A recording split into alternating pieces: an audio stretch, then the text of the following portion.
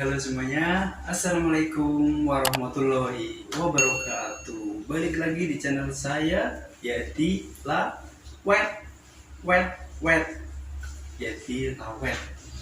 Oke teman-teman, kali ini saya akan ngasih info, yaitu masih seputaran ojek online. Karena memang saya di samping hobi, saya juga pekerjaannya seperti ini. Jadi saya akan ngasih info kepada teman-teman, apalagi yang baru gabung.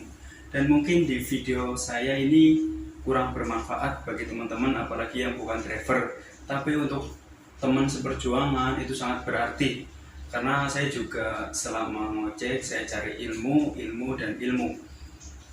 Dari namanya zaman sekolah sampai sekarang kita juga harus belajar teman-teman. Karena apa? Kita kalau tidak rutin belajar atau tidak giat belajar, nanti kita akan kalah sama teman yang lebih unggul atau lebih pintar. Seperti itu.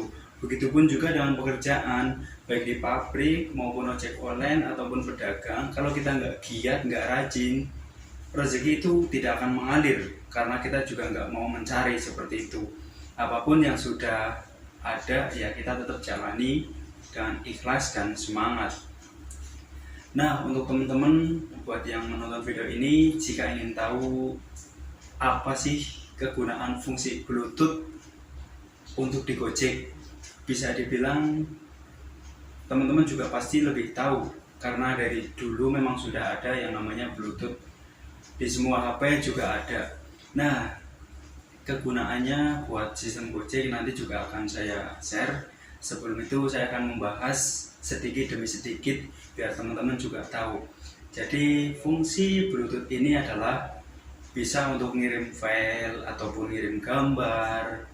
Tapi itu di zaman dulu ya. Kalau di zaman sekarang itu lebih cepat sekali, bisa lewat WA ataupun lewat share it gitu kan.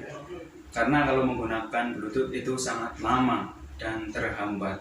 Ketika kita ngupload atau ngirim video atau foto dan apa aja bisa lewat WA, itu lebih cepat. Tapi kalau lewat Bluetooth itu sangat lambat. Tapi bukan berarti Bluetooth itu tidak bermanfaat. Itu sangat bermanfaat bagi kita teman-teman.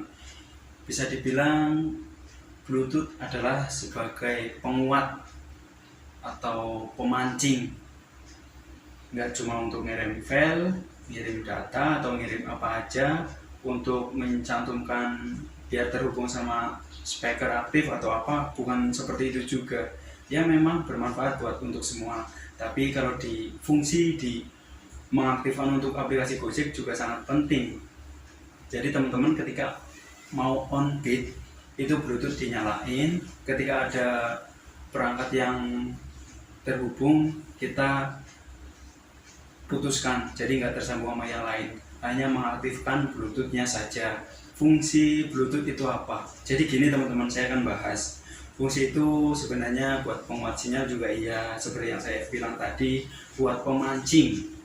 Jadi nggak cuma kita mengandalkan sinyal saja, kita juga bisa mengandalkan lewat perangkat seperti itu buat pemancing. Karena kalau yang namanya kita sinyalnya ngedown, itu memang rada susah mendapatkan order. Iya enggak? Oke. Jika teman-teman masih bertanya fungsi Bluetooth itu apa, plus minusnya seperti apa, ya sangat bermanfaat sekali memang. Saya pun ketika masih terapi akun, Bluetooth saya selalu aktifkan. Walaupun baterai itu memang cepat habis, tapi ya segala sesuatu pasti ada resikonya dan ada perkembangannya. Yang penting kita tetap masih berusaha. Nah, di sini saya share info itu sebenarnya banyak di luar sana yang masih gacor dan bahkan lebih. Tapi saya di sini hanya share pengalaman saya selama saya ngebit dari awal sampai akhir. Jadi biar teman-teman apalagi yang baru gabung supaya tahu trik dan manfaatnya seperti apa. Jadi kita nggak hanya ngojek. Jadi kita juga harus tahu petik ilmunya seperti apa. Entah kita bertemu dengan customer atau kita bertemu teman satu tongkrongan, biar kita saling komunikasi. Jadi fungsi Bluetooth itu sebenarnya memang sangat bermanfaat. Jika teman-teman mau masih terapi atau mau mengaktifkan Bluetooth, silakan, itu nggak dilarang. Dan itu juga nggak tidak dicap jelek dari Gojek. Itu memang penguat sinyal yang benar-benar ibaratnya buat ampuh gitulah, pemancing yang sangat luar biasa. Tapi buat teman-teman yang bluetoothnya masih apa ya, kalau masih ragu mengaktifkan bluetooth ya tidak usah diaktifkan. Tapi saran saya sih kalau mau terapi atau main gacor ya itu memang tergantung dari diri kita sendiri. Apakah kita udah giat, apakah kita sudah dicari orderan. Karena di Gojek memang bukan kita yang mencari orderan, tapi orderan itu yang mencari kita. Dan orderan mencari kita seperti apa?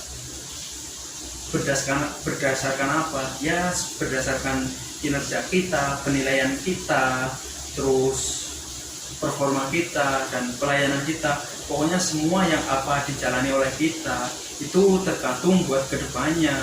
Ketika kita ngedown, ya orderan juga nggak akan lancar. Ketika juga kita telah mencapakan atau membuat penumpang atau pelanggan ataupun customer itu tidak nyaman kepada kita, nanti apa? Kita mendapatkan bintang yang jelek, akhirnya apa?